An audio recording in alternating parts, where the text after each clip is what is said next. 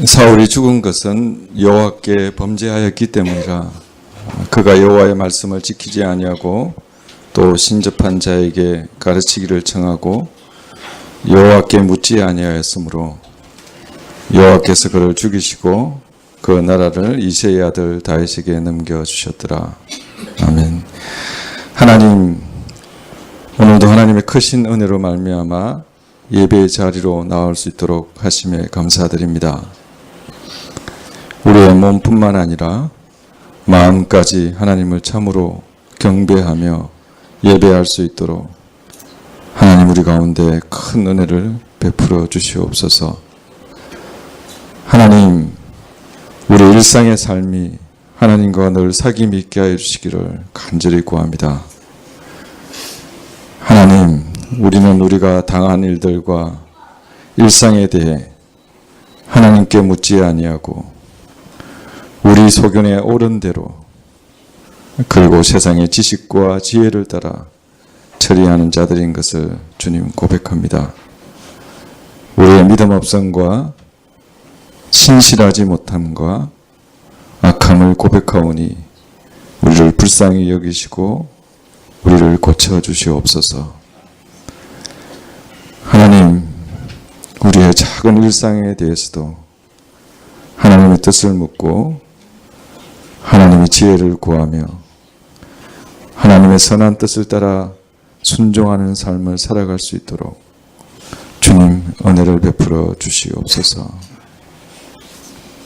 그리하여 우리의 삶 가운데 우리의 작은 일상 가운데서도 행하시고 역사하시는 하나님의 놀라운 일들을 매일매일 체험하게 하여 주시옵소서.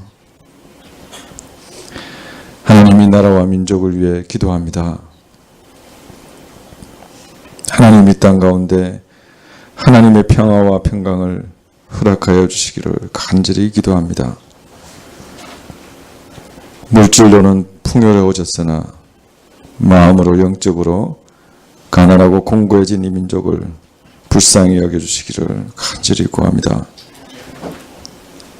교만과 악을 버리고 생명의 근원 되시는 하나님께로 돌아갈 수 있도록 주님 은혜를 베풀어 주시옵소서. 하나님, 남북한과 주변국 위정자들의 마음을 주장하사 전쟁이 아닌 참된 평화의 길로 들어갈 수 있도록 주님 인도하여 주시옵소서. 하나님의 평강으로 하나님의 의를 이루어 주시기를 간절히 구합니다. 하나님, 주의 몸된 성가교회를 위해 기도합니다. 오늘은 어버이 주일로 기념하는 날입니다. 우리의 부모님들, 노년에 계시는 교회 어르신들, 특히 노년의 권사님, 집사님들의 영육간의 건강을 지켜주시옵소서. 이 땅 가운데서 천국을 소망하며 하나님과 즐거이 동행하는 복을 부어주시기를 간절히 구합니다. 그리고 영적인 어버이 되는 교육자와 교회 선생님들을 위하여 기도합니다. 때를 따라 하나님의 말씀과 필요들을 공급하여 주시고 하나님께서 함께 하심을 명확히 드러내 주시고 하나님의 말씀의 역사하심과 많은 열매들로 큰 위로를 얻게 하여 주시옵소서. 하나님, 오늘 예배 가운데 말씀을 허락하여 주시고 그 말씀을 통해 우리 모두 큰 힘과 위로를 얻게 하여 주시옵소서. 우리가 드리는 찬양과 예물을 기쁘게 받아주시기를 간절히 구합니다. 우리의 작은 것까지 묻고 의뢰하기를 원하시는 하나님, 참 예수님의 이름으로 기도합니다. 아멘.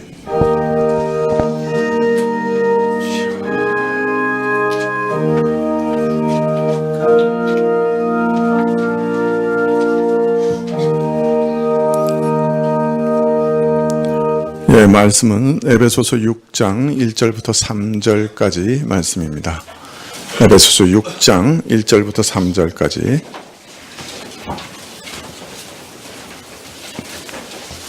에베소서 6장 1절부터 3절까지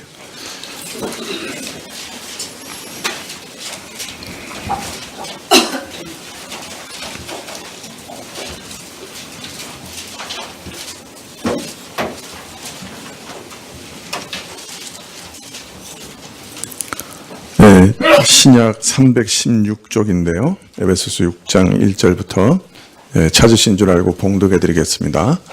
에베소서 6장 1절부터 3절까지.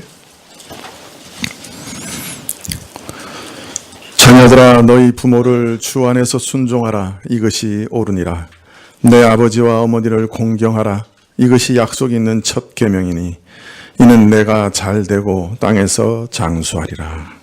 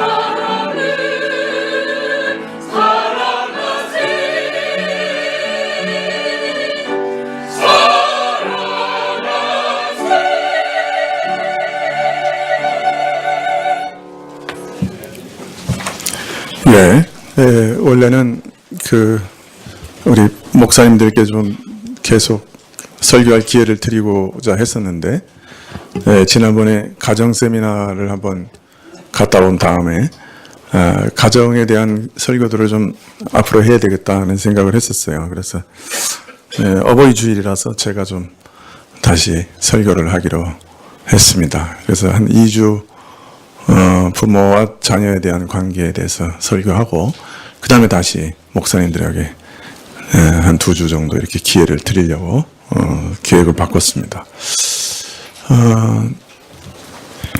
디모데 후서 3장 2절에 보면 마지막 때 특징에 대해서 바울의 예언이 나옵니다.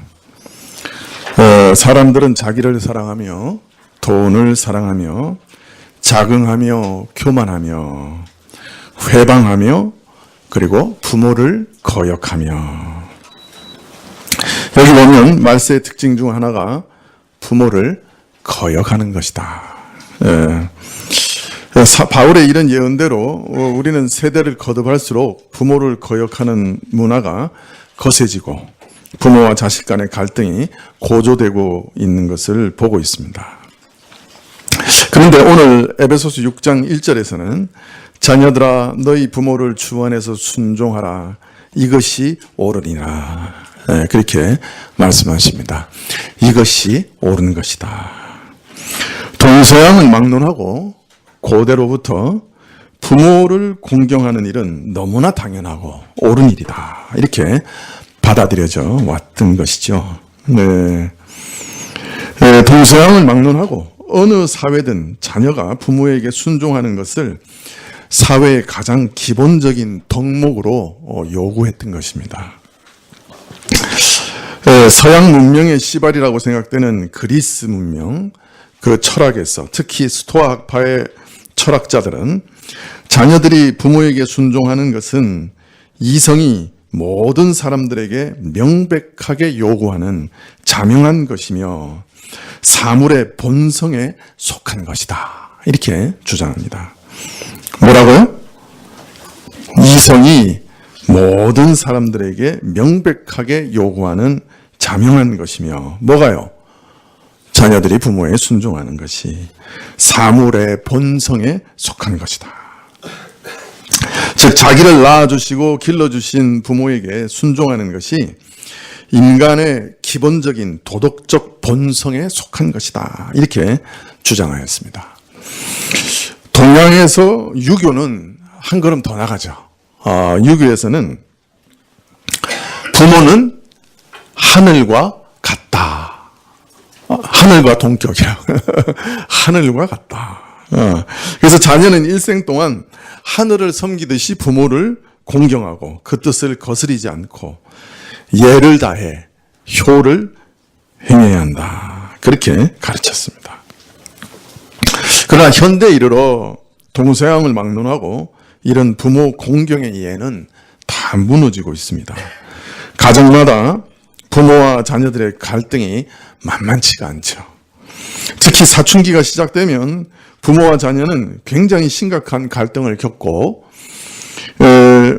이것이 가정의 위기가 되기도 합니다. 왜 이렇게 되었는가? 이것은 사실 사회 문화적 분위기에 전반적인 분위기에 영향을 받은 점이 큽니다. 이전에는 이 문제가 이렇게 크게 불거져 나오지는 않았습니다. 이조 시대에도 망나니 같은 자식들이 없지는 않았지만 사춘기 시절부터 부모에게 어긋나는 문제가 크게 불거져서 사회 문제가 된 적은 없었지요. 왜 현대에 와서 이렇게 부모 자녀들의 갈등이 심각해지고 부모 공경의 이해가 크게 무너지고 있는가? 그것은 이 시대의 사조와 무관하지 않다. 그렇게 볼 수 있습니다. 서양에서는 흔히 르네상스라고 부릅니다만은 하나님을 버리고 인간에게 최고의 가치와 지위를 두는 사상적인 어떤 혁명이 일어났죠. 그 이전에는 하나님을 최고의 가치로 두었는데 이제는 인간에게 최고의 가치를 부여하려고 했습니다. 이것이 인간 이성에 최고의 가치를 부여하고 인간 이성을 최고의 권위로 삼는 계몽주의로 넘어가면 인간 스스로 모든 것을 판단하고 결정하고 실행하는 것을 이상으로 삼고 인간 이성을 기대하면서 미래를 낙관하게 되죠. 그리고 자유와 평등의 이상사회가 곧 도래할 것이다. 이렇게 희망에 차게 됩니다. 그러나 참 곧 얼마 되지 않아서 곳곳에 인류는 이성의 한계에 부딪힙니다. 곳곳에서 손쓸 수 없을 만큼 불합리한 인간의 실상에 막닥뜨리게 되죠. 더욱이 두 번의 세계대전을 겪으면서 인간의 이성과 도덕성에 대한 기대를 인류는 아예 접어버리게 됩니다. 그래서 요즘은 절대적 가치니 절대성이니 하는 그런 것들을 아예 포기해버렸어요. 그래서 어떻게 됐습니까? 이제는 절대적인 가치가 없으니 이성에서 절대적인 어떤 가치를 찾을 수도 없으니 어떻게 됐습니까? 각기 제 소견대로, 제 나름대로, 제 좋은 대로 생각하면서 살아가자. 이렇게 돼버렸어요.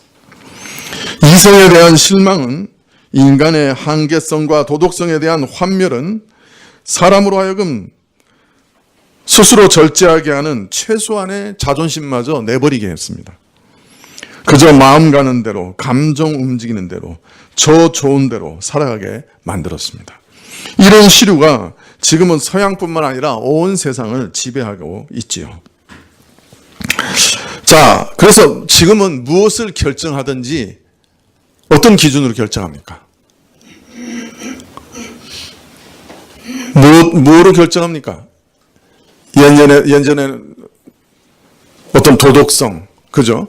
어떤 규범, 이런 걸 따라 결정했는데, 요새는 뭐를 따라 결정합니까? 내가 뭘 좋아하나? 내게 무슨 유익이 있나? 그걸로 결정하는 거예요. 이것이 이 사회가 아이들에게 주는 유일한 가르침이에요, 사실은 지금. 아이들에게 뭐라고 가르칩니까? 뭐라고 주로 가르쳐요, 요새 사회가? 내가 하고 싶은 대로 살아. 이거예요. 네가 하고 싶은 대로 살아. 여러분, 요새 아이들 보는 만화를 한번 보세요. 요새 최근 아니겠죠? 다 얼려버리는 거, 그거 뭐죠? 네? 겨울왕국? 거기도 한번 보세요. 가만히 그 만화를 보세요. 그 주제가, 죄송해요. 네. 얼려버리는 건 맞죠? 그 주제가 뭐냐면, 네 마음대로 살아요. 그 노래를 보세요. 사실 이거 굉장히 무서운 거예요.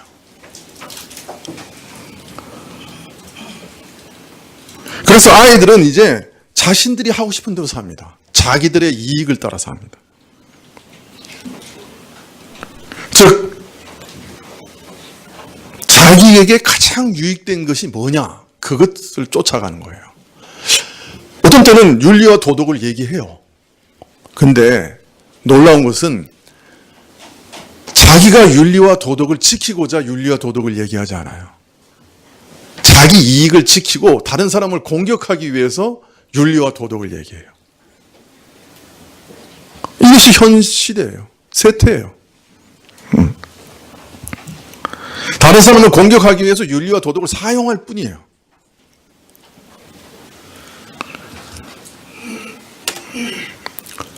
자기 이익이 유일한 신이고 가치고 도덕이고 윤리예요. 이런 생각과 분위기 속에서 아이들이 자라나니 마음속에 자기 욕망을 따라 사는 짐승 한 마리만 남았어요. 그래서 애들이 다 짐승이에요. 미안하지만. 짐승적인 본능만 남은 거예요. 도덕이며 윤리며 규범이며 가치며 자리할 곳이 없어요. 이런 사회와 환경에서 부모에게 순종하는 덕이 살아남을 수 있겠어요? 자신에게 유익이 되면 부모가 있는 거고 자신에게 이익이 되지 않으면 부모도 없는 거예요. 참 바울의 예언대로 됐어요.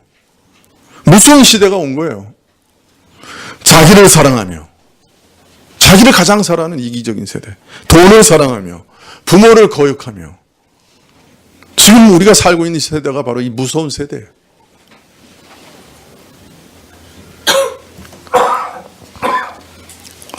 그러나 이처럼 부모를 거역하는 일은 사실 마지막 시대만의 특징은 아니에요.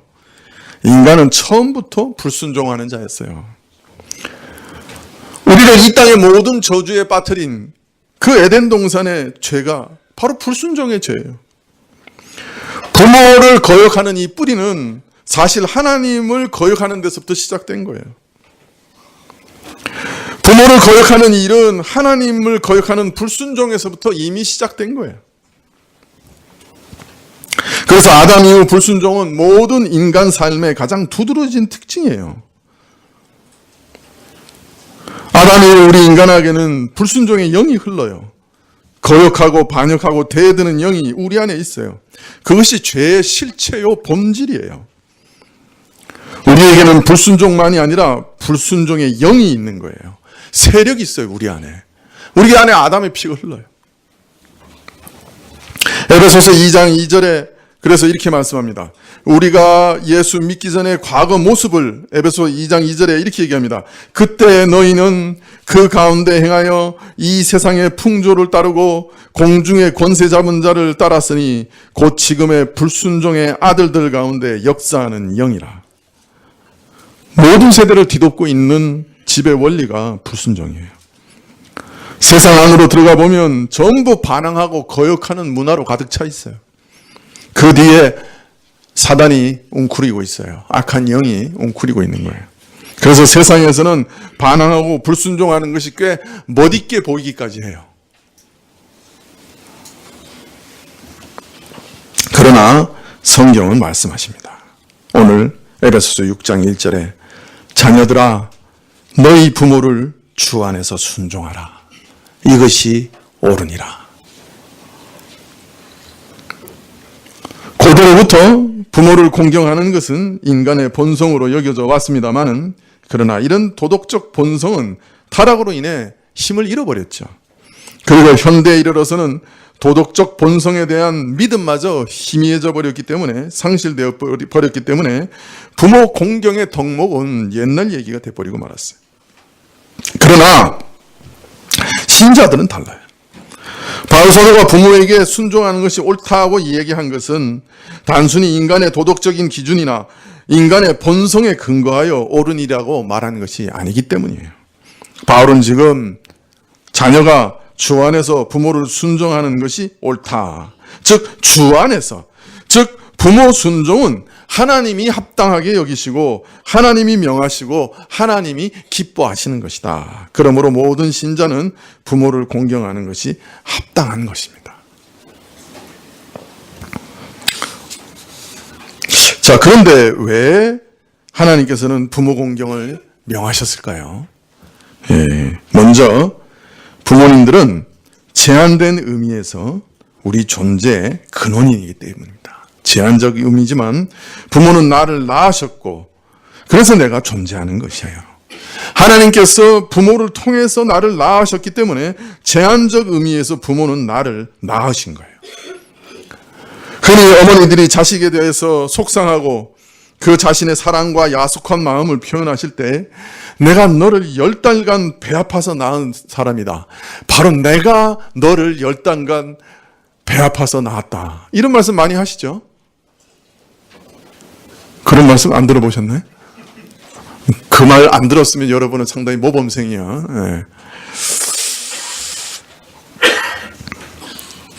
젊은 사람들은 그저 부모님이 그저 투정 정도로 그렇게 이해합니다. 그러나 사실이에요, 이게. 어머니가 나를 낳으신 거예요. 어머니가 나를 낳으신 거예요. 그러므로 이것을 부정하면 그건 망령된 것이죠. 나는 부모님 때문에 생겨난 거예요. 그리고 저들의 희생적인 양육으로 오늘까지 살아있는 거예요. 그러므로 모든 자녀들은 자신들의 존재 근원인 부모를 공경하는 것이 마땅한 것이죠. 어거스틴은 이렇게 얘기합니다. 만약 누군가가 자신의 부모를 공경하지 않는다면 그 사람이 이 땅에서 소중히 여길 사람이 어디 있겠는가? 자기를 낳아준 부모도 소중히 여기지 않는다면, 공경하지 않는다면 그 사람이 도대체 누구를 소중히 여기고 공경하겠는가?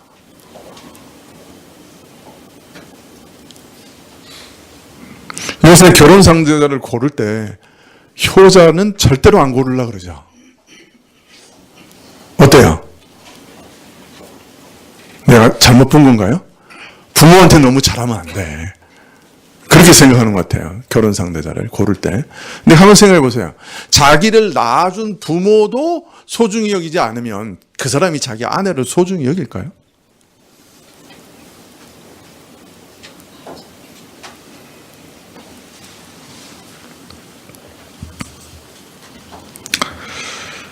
그러므로 부모 공경은 부모와의 관계로만 보면 안 되는 것이에요.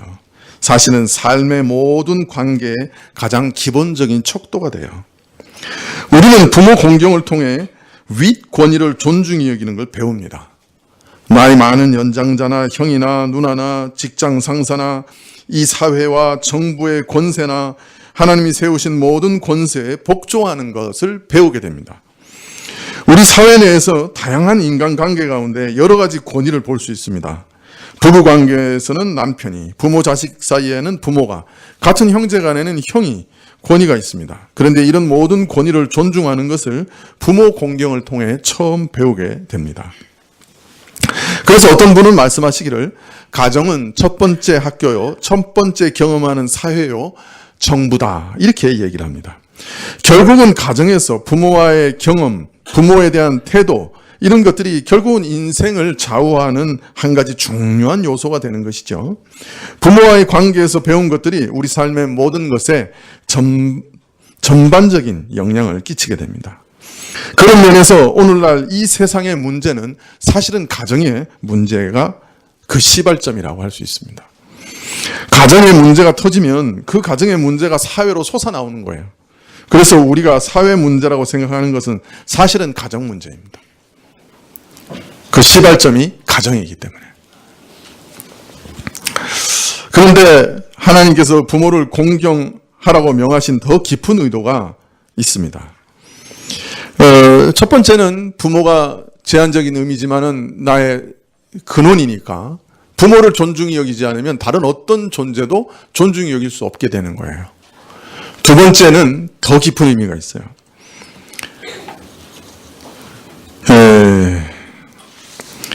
내 부모를 공경하라고 하는 말씀은 부모님이 나를 낳으셨다는 뜻에 더하여 부모는 나의 존재 근원이다 라는 의미가 들어있죠. 그렇기 때문에 부모는 흔히 하나님의 권위를 대표하고 대리하는 자라고 성경은 말합니다. 가정 안에서 부모는 자녀들에게 하나님의 권위를 대표하는 사람인 거예요. 대표자예요.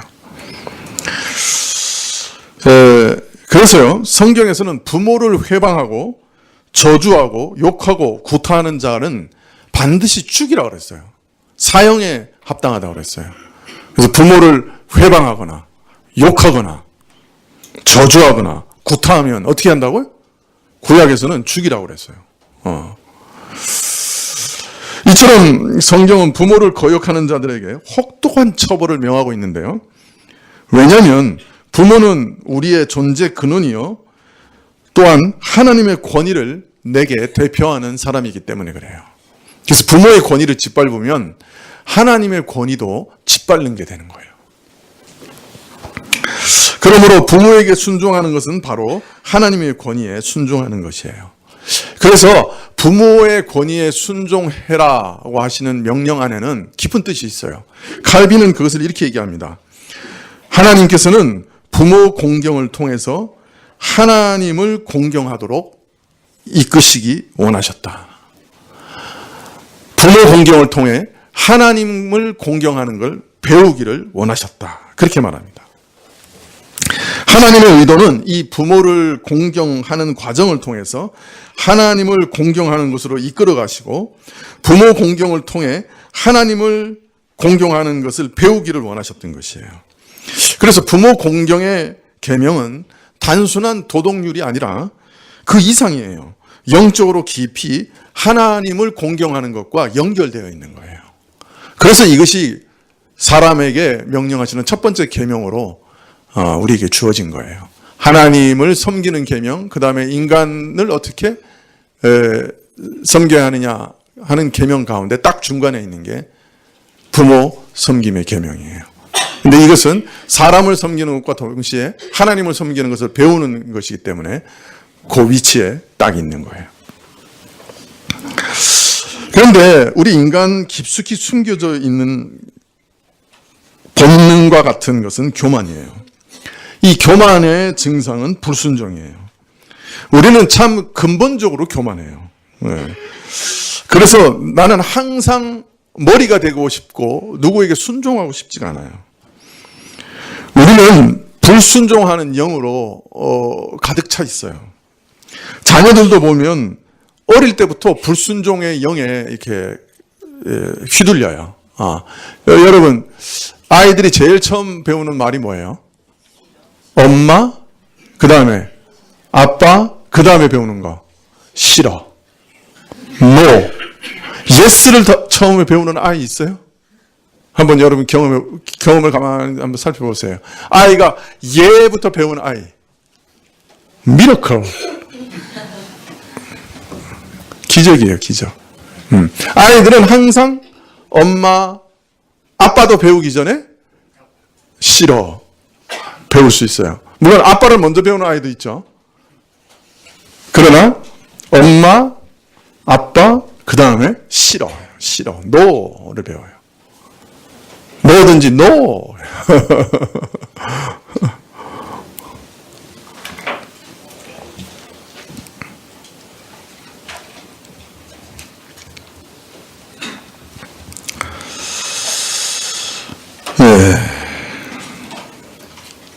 사실 싫다 하는 거부, 불순종은 배우지 않아도 훈련 없이도 술술 나와요.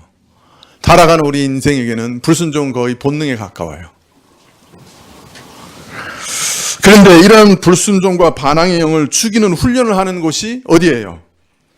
그 가장 중요한 곳이 가정이에요. 가정에서 자녀들은 부모와의 관계 속에서 순종의 훈련을 합니다. 가이비는 이렇게 얘기해요. 그런데 웃 어른을 인정하라는 이 교훈에 대하여 타락한 인간성은 강력히 반대한다. 인간성은 높은 자리를 갈망하는 생각이 가득해서 아랫자리에 서는 것을 못마땅히 여긴다. 그렇기 때문에 하나님께서는 윗자리 가운데서도 그 본질상 가장 인자하고 남의 시기도 가장 받지 않는 종류를 예로 드신 것이다. 이렇게 하시면 우리 마음을 더 쉽게 부드럽게 만들어 복종하는 습성이 생기도록 인도하실 수 있을 것이기 때문이다. 부모는 더 온유하기 때문에 순종하기 더 쉽다는 거예요. 그러므로 주께서는 가장 용인하기 쉬운 복종으로 우리를 훈련하셔서 점점 모든 합법적 복종이 습성화되게 하신다. 복종하는 이유는 항상 같기 때문이다. 우리는 사실 모든 복종에서 하나님께 복종하는 훈련을 하고 있습니다. 그런데 하나님께서는 가장 유순하고 부드러운 부모를 통해 이 복종을 배우기를 원하셨던 것이에요. 그래서 가정은 최초의 학교요, 최초의 국가요, 최초의 사회일 뿐 아니라 최초의 교회이기도 해요. 이처럼 부모 공경의 과정을 통하여 하나님은 우리를 훈련시키기를 원하십니다. 어떤 경우에는 참 부모님이 순종하기에는 매우 까다롭고 매우 어려운 분들도 있을 거예요. 도저히 순종하는 것이 불가능한 것처럼 여겨지는 그런 분들도 있을 수 있어요. 그러나 부모님과의 관계를 통해 하나님은 우리를 훈련시키기를 원하세요. 우리 인격을 다듬어가기를 원하시는 거예요. 참 너무 빡빡하다. 우리 부모님은 너무 완고하다. 이렇게 생각되어지는 부모라 할지라도 오히려 하나님께서는 그 속에서도 순종과 공경을 훈련하기를 원하시는 거예요. 하나님께서는 그런 과정을 통해 참 아름다운 백성을 만들어 가셔요. 하나님의 백성을 빚어 가시는 거예요. 순종할 수 없는 상황에서도 순종할 수 있는 참 놀라운 하나님의 백성을 만들어 가시고 또 하나님께서는 그런 사람들을 쓰시기를 원하시는 것이죠. 이처럼 부모 공경의 계명은 단순히 부모와 자식 간의 문제로 끝나는 것이 아닙니다. 부모를 공경하는 자들은 다른 모든 권위자들과 올바른 관계를 맺게 될 뿐 아니라 또 어떤 면에서는 아랫 권위를 어떻게 다뤄야 하는지도 이해하게 돼요. 그래서 모든 사람과 올바른 관계를 맺게 돼요. 마지막으로 하나님과도 올바른 관계를 맺게 됩니다. 부모를 공경하는 사람들은 그렇습니다. 그래서 이 부모 공경의 계명은 약속 있는 첫 계명이 됩니다. 에베소서 6장 2절부터 보시면 내 아버지와 어머니를 공경하라. 이것이 약속 있는 첫 계명이니 이는 내가 잘되고 땅에서 장수하리라. 바울은 지금 모세가 출애굽기에서 명하신 10계명의 제5계명을 요약하여 인용하고 있는 것이죠. 바울이 인용한 출애굽기 20장 12절은 이렇습니다. 내 부모를 공경하라. 그리하면 너희 하나님 나 여호와가 내게 준 땅에서 내 생명이 길리라. 십계명을 보면 하나님 외에 다른 신을 섬기지 말라는 계명으로 시작하죠. 그리고 우리가 하나님을 어떻게 섬겨야 할까, 공경할까 하는 것을 쭉 말씀한 다음에 4계명까지, 그 다음부터는 사람에 대해서 지켜야 할 것들을 5계명부터 쭉 기록합니다. 내 부모를 공경하라, 살인하지 마라, 간음하지 마라, 이렇게 쭉 계명이 열거되는데요. 다른 계명들은 전부 다 뭐 하지 말아라예요. 살인하지 말아라, 도둑질하지 말아라, 거짓 증거하지 말아라, 이거예요. 다 이런 식인데 부모 계명만은 부모를 공경하라예요. 그리고 아주 특별한 것은 그 다음에 약속이 붙어 있어요.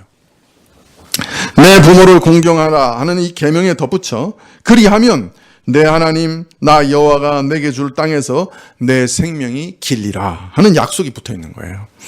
이것을 두고 약속이 있는 첫 계명이라 이렇게 부르는 것이죠. 물론 너를 위하여 새긴 우상을 만들지 말라는 이 계명으로도 나를 사랑하고 내 계명을 지키는 자에게는 천대까지 은혜를 베풀이라 하는 약속이 붙어 있습니다. 그러나 이 약속은 제2계명만 국한된 것이 아니고 나머지 모든 계명에 적용될 수 있는 일반적인 약속이에요. 10계명을 다 지키면, 하나님을 사랑해서 지키면 하나님께서 천대까지 은혜를 베푸시겠다는 얘기예요. 그런데 이에 비해 제5계명에 따른 약속은 5계명이라고 하는 특정한 계명에 딸려 있는 약속이에요. 그래서 부모 공경의 계명은 약속이 딸린 첫 계명이자 마지막 계명이에요. 유일한 계명이에요. 그래서 바울은 지금 5계명을 인용하면서 약속이 딸린 첫 계명이라고 자신의 해석을 첨부하고 있는 거예요. 자, 이 약속이 우리 안에 어떻게 이루어집니까? 왜 잘되고 장수합니까? 부모에게 효도하면.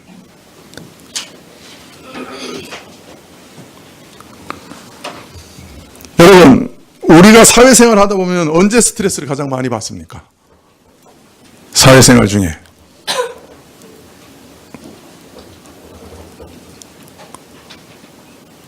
회사 직원은 언제 스트레스 제일 많이 받습니까? 사장하고 사이가 나빠졌을 때. 그죠? 권위자와 관계가 깨어지면 스트레스를 많이 받게 됩니다. 권위자와 관계에 문제가 있으면 정상적인 안정감을 얻기 힘들어요. 두려움과 불안과 염려에 사로잡혀서 평강을 잃게 되죠. 좋지 않은 감정이 나를 사로잡습니다. 결국 내 삶을 파괴할 수밖에 없는 것이죠. 그래서 권위자와의 관계를 어디서 훈련해야 됩니까? 바로 가정에서 훈련하는 겁니다. 첫 훈련지인 가정은 그래서 우리에게 매우 중요한 훈련 센터입니다. 그래서 부모와의 관계가 꼬여 있으면 삶의 질이 자꾸 떨어집니다. 무엇인가 어긋나 있는 것이에요. 시계에서 톱니바퀴 하나가 빗나가 어긋나서 돌아가면 어떻게 됩니까? 시계가 결국 망가지죠. 병도 제일 무서운 것은 합병증이에요. 병이 병을 몰고 오는 거예요. 이와 같이 삶의 문제가 하나가 뒤틀리면 하나로만 끝나지 않아요. 부모 공경이라고 하는 것은 우리 삶의 과정 속에 얽혀있는 핵심되는 원리이기 때문에 이 톱니바퀴가 어긋나면 다른 모든 관계에도 영향을 끼쳐요. 그래서 일반적으로, 보편적으로 자기 부모를 공경하는 자녀는 잘 됩니다. 이 땅에서 장수합니다.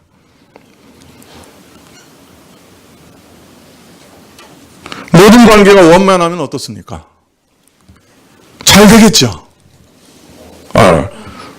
앞에서 끌어주고 뒤에서 밀면 잘 되겠죠.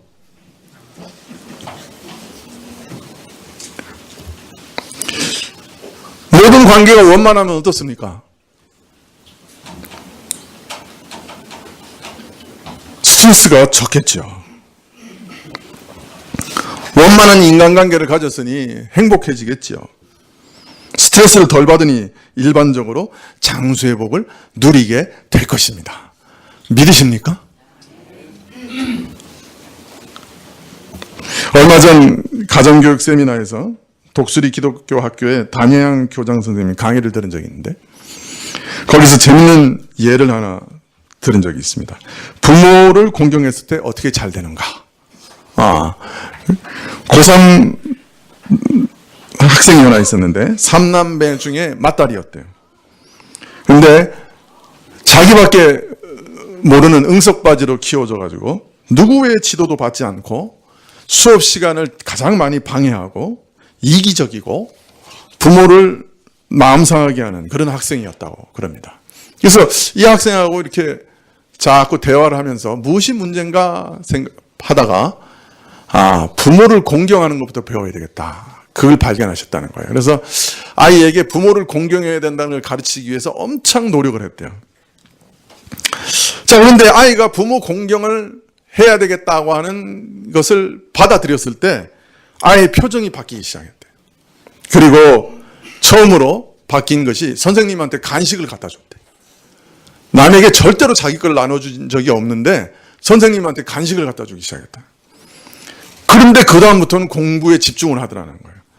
한 달이 지나자 아이의 태도, 학업, 친구 관계 모든 면에서 다 변화가 일어났대.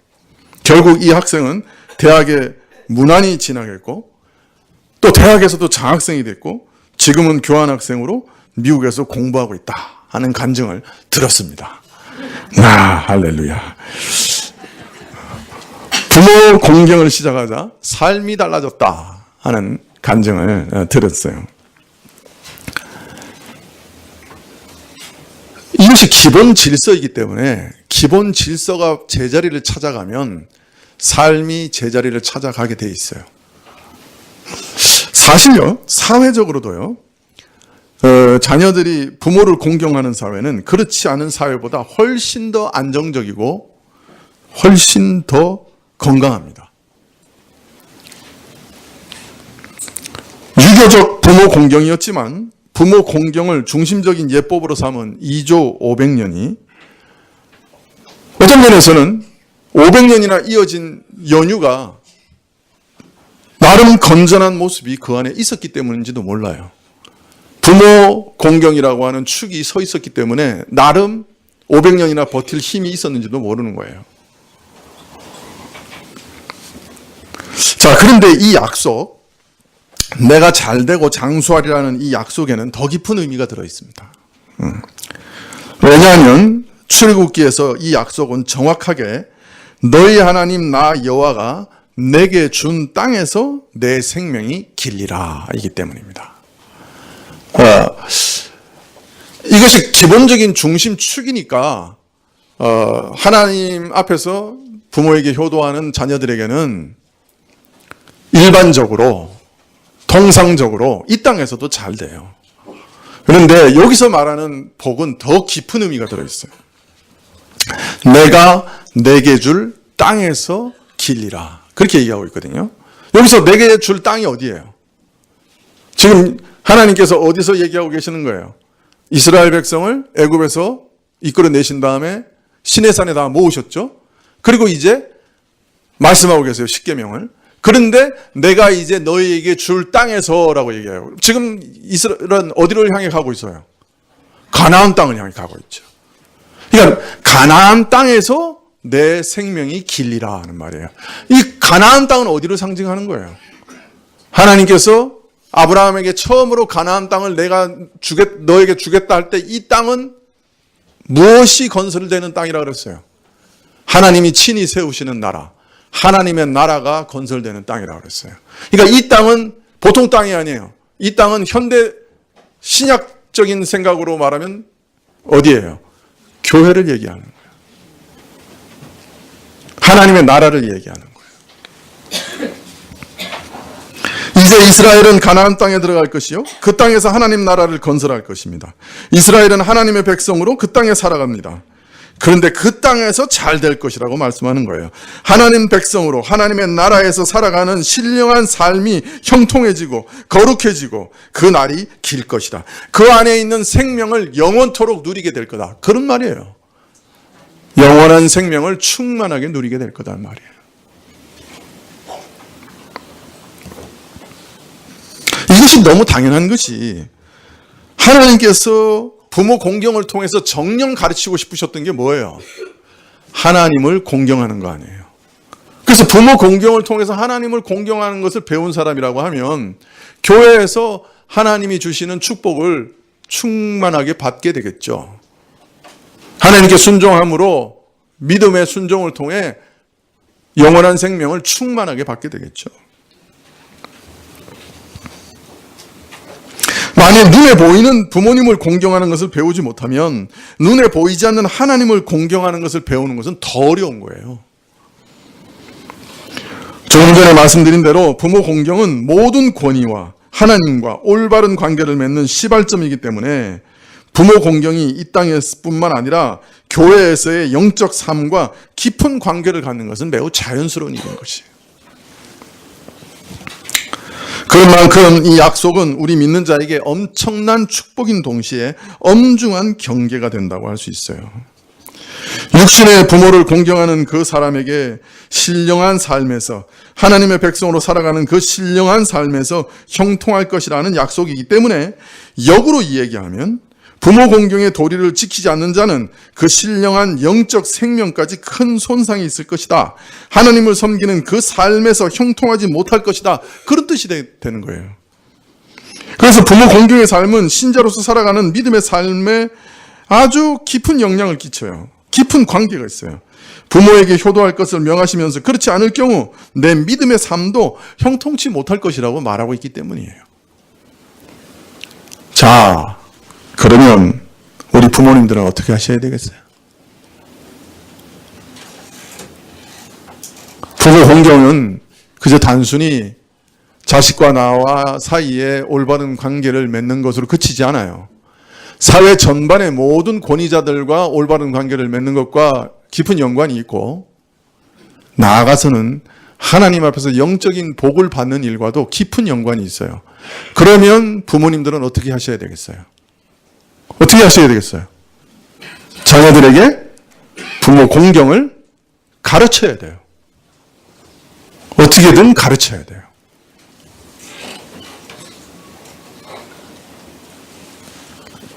제가 결혼하니까 아버님 부르셨어요. 결혼하고 신혼여행 딱 갔다 오자마자 딱 부르셨어요. 부르셔가지고 오니까 무릎 꿇고 들어. 그래서 무릎 꿇었어요. 무릎 꿇고 들었어요. 아버지가 딱 두 가지 말씀하셨어요. 첫 번째, 우리 집에는 이혼이라는 것은 없다. 우리 집 사전에는 이혼이라는 건 없다. 두 번째, 앞으로 나한테 하나님께 11조를 바치고 앞으로 나한테도 11조를 바쳐라. 제가 그 당시에 20만 원 받았거든요. 네. 20만 원 받았는데 하나님께 2만 원 드리고 아버지한테 2만 원 드리면 16만 원 남아요.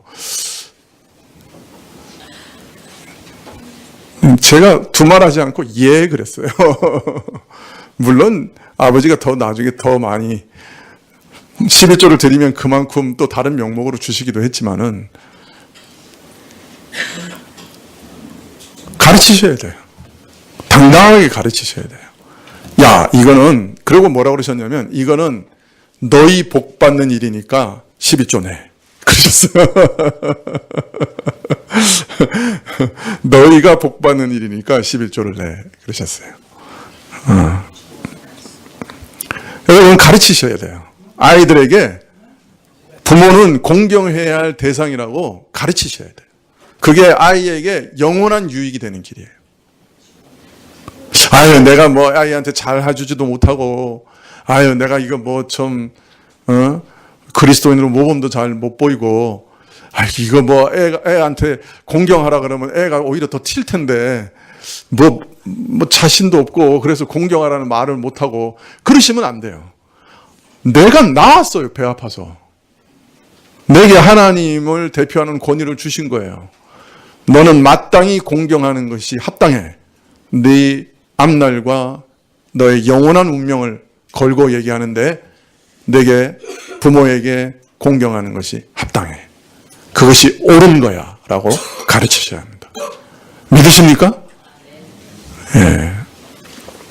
자, 자녀들은 어떻게 해야 됩니까? 부모 공경은 약속 있는 첫 계명입니다. 그리고 마지막 계명이기도 합니다. 계명 중에 유일하게 약속이 있는 계명입니다. 저는 이 계명의 약속이 지금도 이루어지고 있다고 저는 믿습니다. 잘되고 장수하기를 원하십니까? 우리 자녀들? 이 땅에서도 잘되고 교회에서도 잘되고 영원한 복을 받는 길이 여기 있습니다. 믿으시기 바랍니다. 혹 부모님이 좀 까다로우시더라도, 혹 많이 억울한 일이 생긴다 할지라도 하나님의 훈련인 것으로 생각하십시오. 네.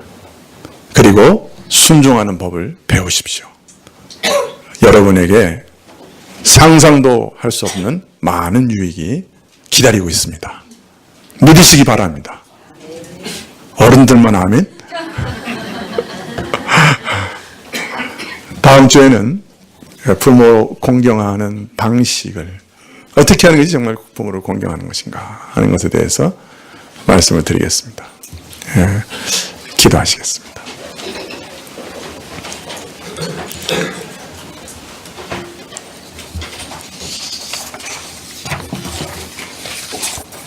하나님께서 우리에게 명하신 모든 계명은 우리 삶을 생명 가운데, 진정한 참 생명 가운데 살아가게 하시는 규범인 줄 믿습니다. 우리 삶을 마치 탄탄대로처럼, 고속도로를 달려가는 사람처럼 형통하게 하시는 그런 길을 제시하는 말씀인 줄 믿습니다. 우리에게는 그것을 순종할 능력이 없습니다. 그래서 기도할 수밖에 없습니다. 하나님, 우리 부모님들이 자녀들을 잘 양육하며 자녀들을 부모에게 잘 순종하는 자녀들로 교훈할 수 있는 능력을 허락해 주십시오. 자녀들에게는 까다롭고 엄한 부모님들이라 할지라도 즐거이 순종할 수 있는 믿음을 주시기를 구하오니 우리 자녀들을 불쌍히 여겨 주시옵소서. 예수님의 이름으로 기도합나이다. 아멘. 376장 찬송하시겠습니다.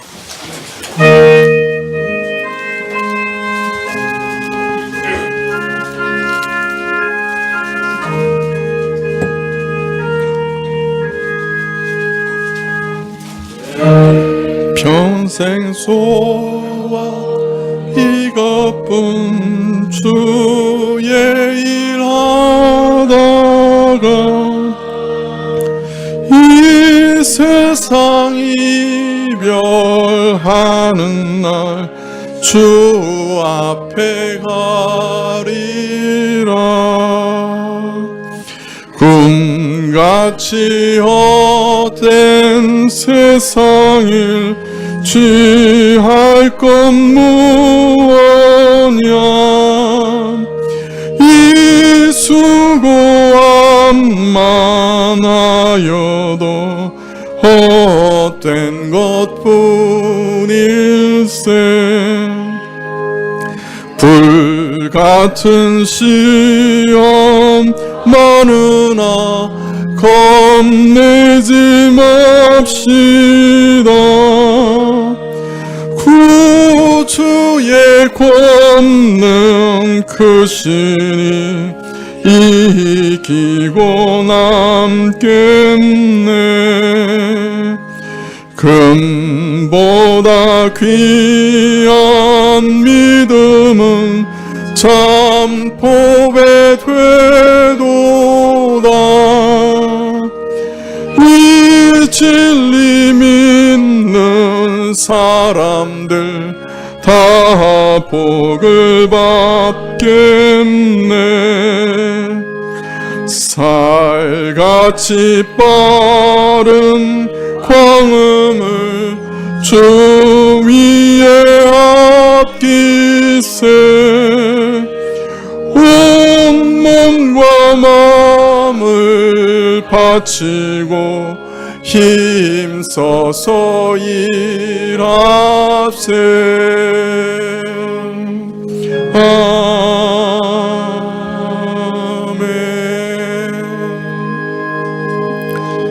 바로 이어서 채찍히 있는 것 기억해 주십시오. 기도하시겠습니다. 지금은 우리 주 예수 그리스도의 은혜와 하나님 아버지의 그 크신 사랑과 이 은혜와 사랑을 깨닫게 하시고 누리게 하시는 성령님의 교통하시고 역사하심이 오늘 부모를 공경하는 계명의 중요성을 깨닫고 참으로 부모님을 잘 공경할 수 있도록 성령의 능력을 구하는 머리 숙인 주의 백성들 위해 지금부터 영원까지 함께 계실지어다. 아멘.